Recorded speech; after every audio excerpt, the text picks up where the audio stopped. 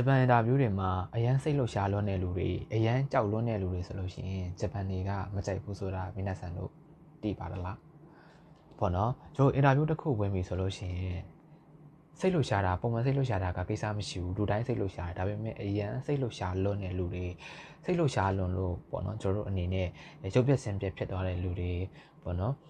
ဒီအတန်တွေတုံးရီလာတဲ့လူမျိုးပေါ့နော်။ဒါကြောင့်စကားတွေပြောမထွက်နိုင်လောက်တဲ့အထိစိတ်လှုပ်ရှားလွန်းနေမယ်ဆိုလို့ရှိရင်တော့ဒီလိုလူမျိုးတွေဆိုလို့ရှိရင်ကျွန်တော်တို့အနေနဲ့တိတ်မကြိုက်ကြဘူးပေါ့နော်။နောက်ကျတော့ဒီလိုလူမျိုးတွေဟာလုပ်ငန်းခွင်မှာလည်းပဲပေါ့နော်။တိတ်ပြီးတော့အဆင်ပြေမှာမဟုတ်ဘူး။ဒီချာလုံနိုင်မှာမဟုတ်ဘူးဆိုတဲ့အတွေ့အမျိုးနဲ့အများဆန်အင်တာဗျူးမှာဖေ့ဖြစ်နိုင်ပါတယ်ပေါ့နော်။အဲ့တော့ကျွန်တော်တို့ကပေါ့နော်အင်တာဗျူးမှာစိတ်မလှုပ်ရှားရဘူးလားဆိုရင်တော့စိတ်လှုပ်ရှားရမှာဖြစ်တယ်ဒါပေမဲ့အဲ့ကဒီအရန်ကြီးလိုအပ်ထပ်ပို့ပြီးတော့စိတ်လှုပ်ရှားလွန်းတဲ့လူတွေရှိတယ်ပေါ့နော်စိတ်လှုပ်ရှားလွန်းပြီးတော့ပေါ့နော်မေ့နေတာမျိုးစကားတွေအတန်တွေမထွက်တော့တာမျိုးအတန်တွေဝင်သွားတာမျိုးပေါ့နော်ရုပ်ပြက်စင်ပြက်ပေါ့နော်အတားတွေစူးဆက်ဆက်တွေတုံလာတာမျိုးဆိုလို့ရှိရင်တိတ်ပြီးတော့အဆင်မပြေတော့ပေါ့နော်โอเคအဲ့တော့အဲ့လိုမျိုးတွေဆိုလို့ရှိရင်ကျွန်တော်တို့တတိထားပြီးတော့အင်တာဗျူးဝင်ဖို့လိုတယ်အဲ့တော့စိတ်လှုပ်ရှားမှုကိုကျွန်တော်ဘယ်လိုထိချုပ်မလဲဆိုလို့ရှိရင်မနက်ဆန်အင်တာဗျူးဝင်ကန်နေဆိုလို့ရှိရင်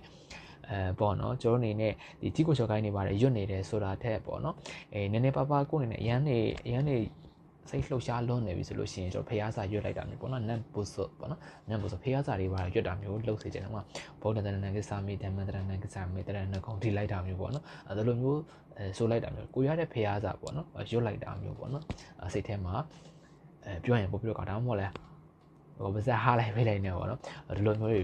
လောက်ထားမျိုးဆိုလို့ရှိရင်လည်းနည်းနည်းအကျော်တွေပါပြီးသွားအောင်ပေါ့နော်ဒီလိုမျိုးဒီပါစက်ကိုပိတ်လိုက်ဖွင့်လိုက်လောက်ထားမျိုးပေါ့နော်ဟားလိုက်ပြန်စေးလိုက်ဟားလိုက်ပြန်စေးလောက်ထားမျိုးကျုံးနေနဲ့ဒါမျိုးဆိုလို့ရှိရင်လည်းစိတ်လှုပ်ရှားမှုကိုဒီအာယုံကြောတွေပြေးသွားအောင်ပေါ့နော်ကိုယ်အဆင်ပြေတာမျိုးပေါ့နော်လှုပ်စေချင်တယ်ပေါ့နော်နောက်တစ်ခု run shoe ကောင်းကောင်းလုပ်ထားပါ run shoe ကောင်းကောင်းလုပ်ထားမယ်ဆိုလို့ရှိရင်ယုံကြည်မှုတစ်ခုရနေလိမ့်မယ်ပေါ့နော်အင်တာဗျူးခန်းထဲမှာကိုကစိတ်လှုပ်ရှားတတ်တယ်ဆိုလို့ရှိရင်တော့ကိုယ်မှာ run shoe ရှိတယ်ငါလုံနိုင်တယ်ဆိုတဲ့စိတ်တစ်ခုကိုရှိနေလိမ့်မယ်ပေါ့နော် run shoe မကောင်းဘူးဆိုလို့ရှိရင်ကျွန်တော်ဒီအင်တာဗျူးမှာကဘလို့မှသိပြီးတော့စိတ်လှုပ်ရှားနေမြဲအဆင်ပြေမှာမဟုတ်ဘူးကိုလိုလေ့ကျင့်ထားတဲ့ကိုလိုအဲ့လိုလေ့ကျင့်ထားတဲ့အရာတိုင်းဟာမေ့သွားတတ်တယ်အဆင်မပြေဖြစ်သွားတတ်တယ်ပေါ့နော်ဒါဆိုလို့ရှိရင်အင်တာဗျူးခန်းထဲမှာအဆင်ပြေဖို့ဆိုတာမလွယ်ဘူးပေါ့နော်โอเคနောက်တစ်ခုကတော့ကိုယ်စိတ်ကိုတိုင်ပြန်ပြီးတော့အားပေးရမယ်ငါလုံနိုင်နေပေါ့နော်ကျွန်တော်အရင်တော့ပြောခဲ့ဘူးသလိုပဲဒီတတိနဲ့ငါရဲ့ကြားမှာဘာကျေးဇူးကံကျေးဇူးတရားမှမရှိဘူးငါလုံနိုင်နေပေါ့နော်သူ့မှာလည်းသူ့ခွင့်ရရှိတယ်ငါမှလည်းငါခွင့်ရရှိတယ်ငါသူ့ကိုကြောက်စရာမလိုငါစိတ်လှုပ်ရှားစရာမလိုဘူးဆိုတော့စိတ်နဲ့ကျွန်တော်ကိုပြန်ပြီးတော့အားပေးနိုင်မယ်ဆိုလို့ရှိရင်လည်းစိတ်လှုပ်ရှားမှုကိုထိတ်ချုပ်နိုင်မှာဖြစ်တဲ့အတွက်ကြောင့်အင်တာဗျူးမှာဆိုလို့ရှိရင်စိတ်မလှုပ်ရှားအောင်မလှုပ်ရှားအောင်ဆိုတာပေါ့စိတ်လှုပ်ရှားမှုကိုထိန်းချုပ်အောင်ပေါ့နော်နည်းနည်းလေးရော့ကျနေအောင်ကျွန်တော်ပြောတဲ့ပုံစံလေးလေ့ကျင့်မှာမလို့နဲ့ပေါ့နော်ရုပ်ပြစင်ပြအတန်တွေမထွက်လာတာမျိုးလောက်ထိတော့မဖြစ်အောင်ပြောသိချင်ပါโอเคねဒီဗီဒီယိုလေးကမိနစ်ဆန်တော့ကြိုးရှိမယ်ဆိုလို့ရှင်တော့ like and follow နဲ့လုပ်ပေးခဲ့ကြပါလေ့ကျင့်တာလေးရှင် comment လေးမှာရေးပေးခဲ့ကြဖို့တောင်းဆိုပါတယ်ဂျပန်အင်တာဗျူးတွေအမြန်ဆုံးအဆင်ပြေပြီးတော့ဂျပန်နိုင်ငံကိုအမြန်ဆုံးလာနိုင်ပါစေခင်ဗျာ